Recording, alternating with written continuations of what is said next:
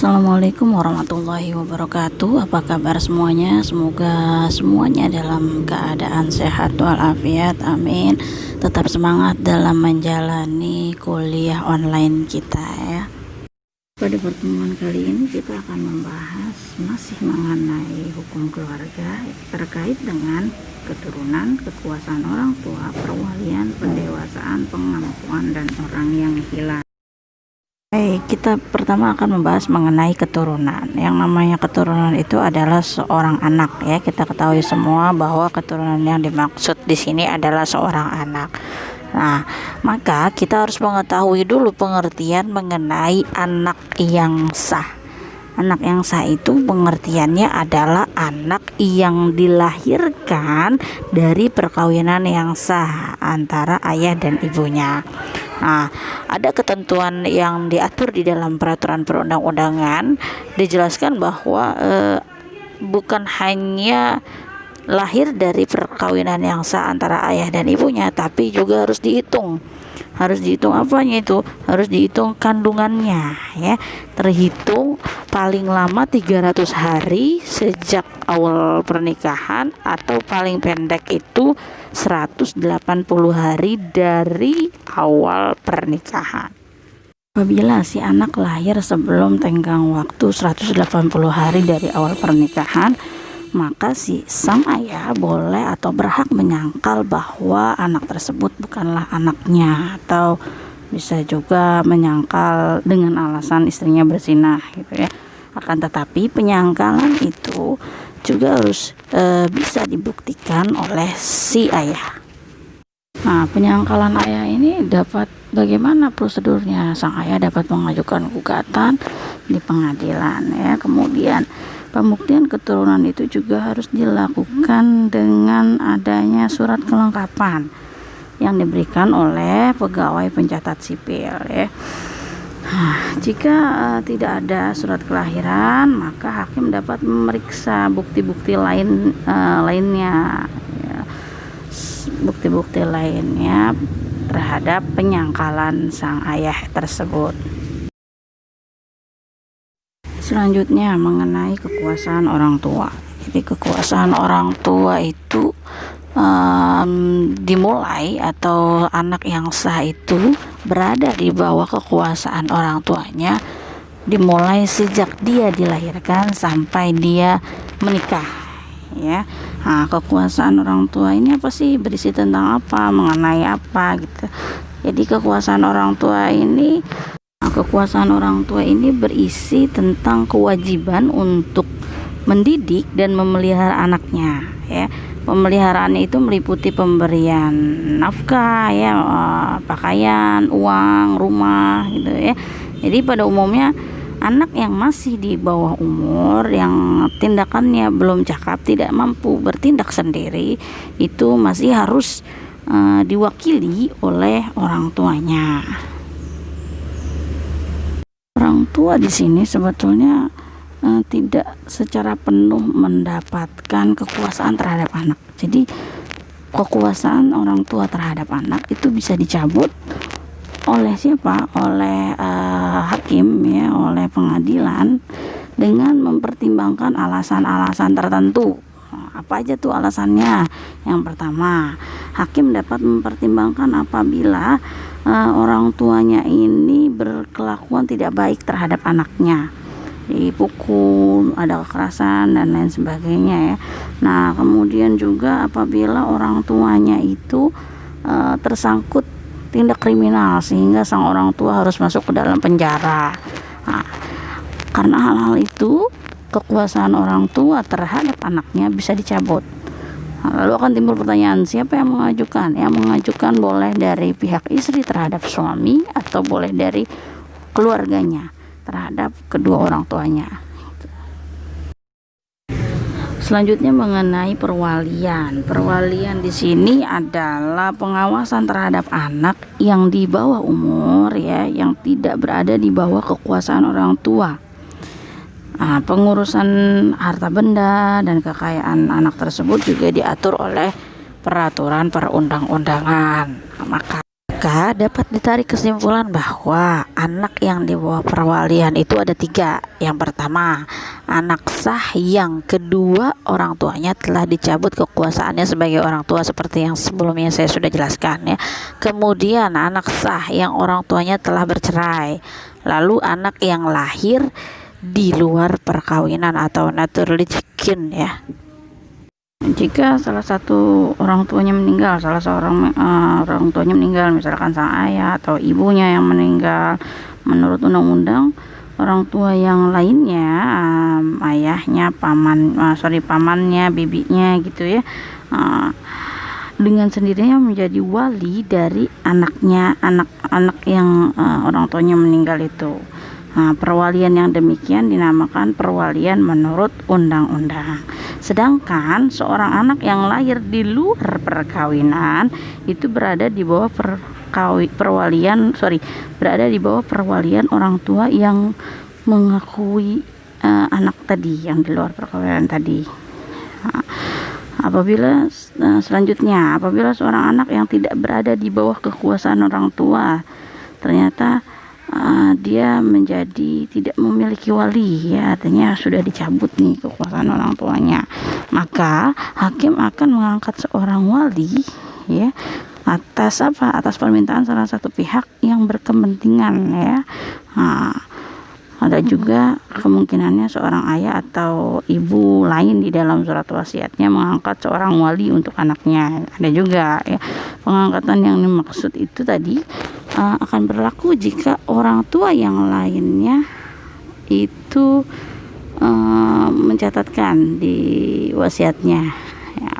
Perwalian semacam itu dinamakan dengan perwalian menurut.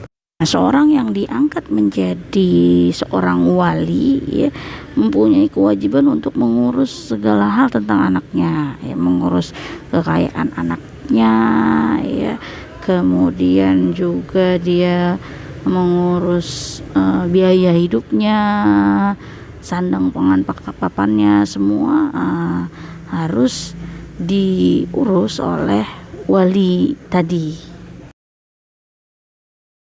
Jadi dalam hal-hal yang sangat penting ada kalanya dirasa perlu memang untuk mempersamakan seorang anak yang masih di bawah umur dengan seorang yang sudah dewasa, agar anak tersebut dapat bertindak sendiri di dalam pengurusan kepentingannya. Maka untuk memenuhi keperluan ini diadakan peraturan mengenai handlicting ya, bahasa hukumnya atau bahasa asingnya handlicting. Handlicting ini dalam bahasa Indonesia disebut dengan pendewasaan.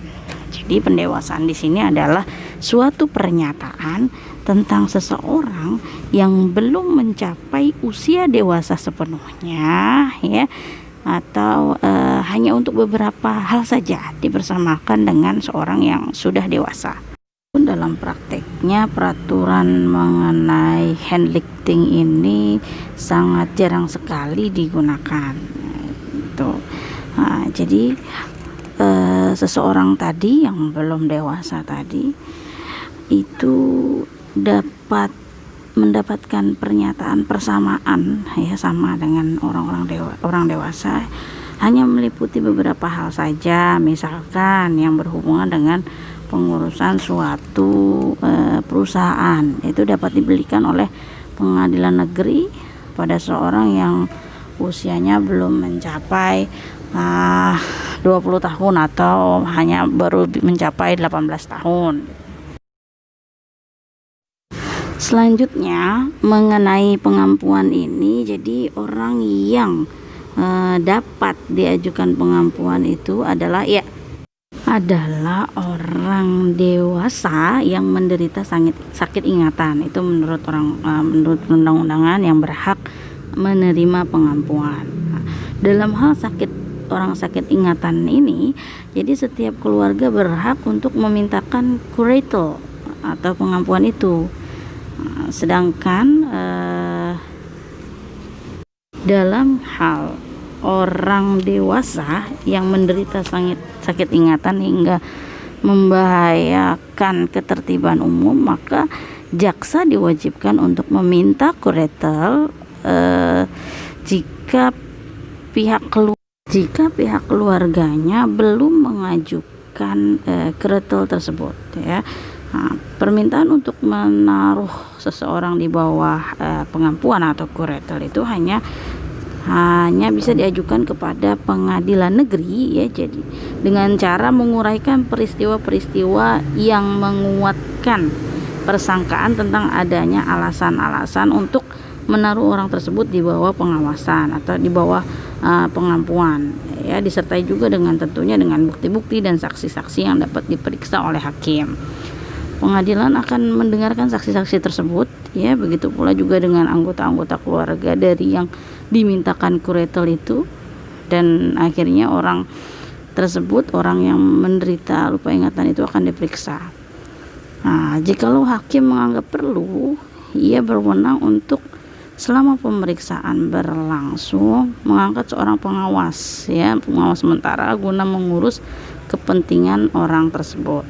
Jadi nanti putusan pengadilan yang menyatakan bahwa orang itu ditaruh di bawah pengampuan atau kuretel diumumkan dalam berita negara ya. Jadi kemudian orang yang di bawah kuretel itu juga berhak meminta banding pada pengadilan tinggi apabila putusan hakim telah memperoleh kekuatan tetap. Jadi pengadilan negeri akan mengangkat seorang pengampu di situ atau kuretel terhadap seorang yang sudah menikah sebagai pengampu, itu diangkat suami atau istrinya itu. Jadi dalam putusan hakim tersebut akan selalu ditetapkan bahwa pengawasan atau kuretel itu diserahkan kepada si pengawas nanti, Weiskammer namanya. Kedudukan seorang yang telah diputuskan ditaruh di bawah kuretel sama seperti seorang yang belum dewasa ya. Jadi orang yang berada di bawah pengampuan ini sudah tidak dapat lagi melakukan perbuatan hukumnya secara sah ya. Akan tetapi seorang yang ditaruh di bawah kuretel ini atau alasannya sudah tepat ya, menurut perundang-undangan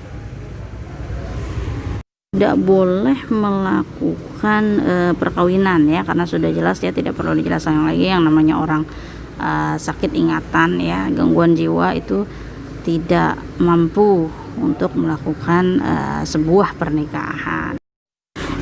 Jadi kalau seorang meninggalkan tempat tinggalnya dengan tidak memberikan kuasa kepada siapapun, kepada seorang pun untuk mengurus kepentingannya, sedangkan kepentingannya itu harus diurus gitu atau diwakilkan oleh orang lain, maka atas pertimbangan orang yang berkepentingan atau atas permintaan jaksa, hakim untuk sementara dapat memerintahkan balai harta peninggalan atau Weiskammer untuk mengurus kepentingan orang yang bepergian itu, dan di mana perlu mewakilkan orang itu ya. Jika kekayaan orang yang pergi itu, yang hilang begitu saja ini tidak begitu besar, maka pengurusannya cukup diserahkan saja kepada anggota keluarga yang ditunjuk oleh hakim gitu ya. Jadi kalau Weiskammer berkewajiban itu untuk menyegel dulu harta kekayaannya ya, membuat catatan tentang benda-benda tersebut dan seterusnya akan dilakukan menurut peraturan yang berlaku tentang pengurusan harta benda seorang yang masih di bawah umur. Jika orang yang pergi ini punya anak gitu di bawah umur ya. Tiap tahun nanti Weiskammer juga memberikan pertanggungjawabannya kepada kejaksaan setempat gitu ya. Jika terhitung orang yang hilang ini sudah 5 tahun lebih gitu ya sejak hari keberangkatannya, orang yang meninggalkan tempat tadi tanpa memberikan kuasa untuk mengurus kepentingannya, tidak ada kabar yang menunjukkan bahwa ia masih hidup, maka orang yang berkepentingan, pihak keluarga tentunya, dapat meminta kepada hakim hakim, ya, dapat meminta kepada hakim supaya hakim ini mengeluarkan surat pernyataan yang menerangkan bahwa orang yang sudah pergi meninggalkan mereka lama itu dianggap telah meninggal. Namun sebelum hakim mengeluarkan surat pernyataan yang seperti yang diminta tadi, hakim juga harus melakukan suatu panggilan umum dulu, ya. Misalnya dengan memuat di surat-surat kabar, ya, di yang paling sedikit diulangi 3 kali, ya. Terus hakim juga harus mendengarkan saksi-saksi yang dianggap mengetahui kenapa orang itu bisa pergi, gitu ya, mengenai orang yang meninggalkan tempat tadi, ya. Nah, jika dianggap perlu, ya, maka hakim juga dapat menunda pengambilan keputusan. Nah, hakim dapat menunda pengambilan keputusan dan mengulanginya 5 tahun berikutnya 3 kali panggilan jika hakim menganggap bahwa dengan saksi-saksi dan bukti-bukti yang dikumpulkan itu belumlah cukup, gitu. Nah, kemudian untuk pengurusan kepentingannya itu juga harus menunggu selama 10 tahun sejak diterimanya kabar terakhir dari orang hilang itu, ya, barulah nanti dapat dimintakan permintaan untuk mengeluarkan surat pernyataan. Setelah surat pernyataan itu dikeluarkan oleh hakim, maka para ahli waris baik menurut undang-undang maupun yang ditunjuk dalam surat wasiat berhak mengoper kekuasaan atas segala harta kekayaan yang dari orang yang pergi tadi, ya, asal saja dengan memberikan jaminan bahwa mereka tidak akan menjual benda-benda itu. Nah, karena kan masih menunggu, siapa tahu nanti dia kembali lagi sampai ada bukti bahwa orang itu benar-benar meninggal. Nah, para ahli waris itu juga menguasai benda-benda sebagai orang yang mempunyai hak pemakaian atas benda-benda tersebut. Artinya misalkan ada rumah, ya, mereka berhak tinggal di rumahnya itu, gitu. Nah, mereka juga berhak membuka surat-surat yang ada misalkan ada ditinggalkan surat wasiat atau apa itu, ya. Nah, setelah lewat 30 tahun terhitung mulai dari hari tanggal surat pernyataan yang dikeluarkan oleh hakim, ya, seandainya orang itu kemudian hidup nih ternyata dan sudah mencapai 100 tahun, gitu, ya, maka para ahli waris dapat mengadakan suatu pembagian warisan yang tetap. Ya.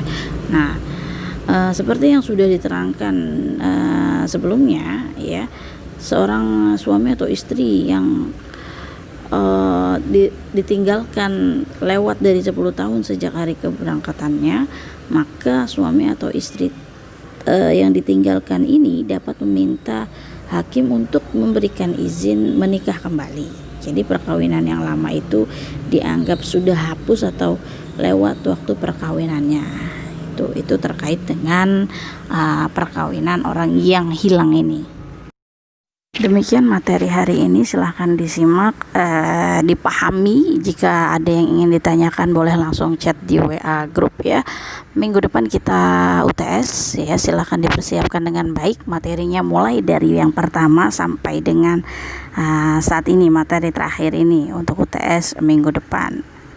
Baik, kurang dan lebihnya mohon maaf. Wassalamualaikum warahmatullahi wabarakatuh.